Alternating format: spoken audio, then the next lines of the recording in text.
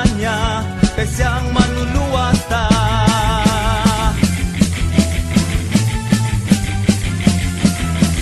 Daigunta ang hari, daigunta si Jesus. Simbahon ta ang ngalan niya, kay siyang kadaugang ta. Hala, hala, sayaw ta, hala, mulukso ta.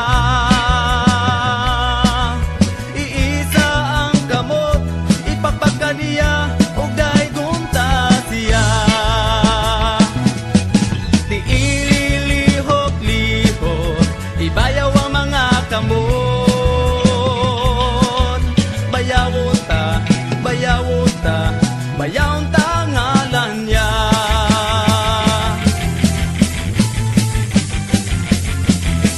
Daigunta ang hari, daigunta si Jesus.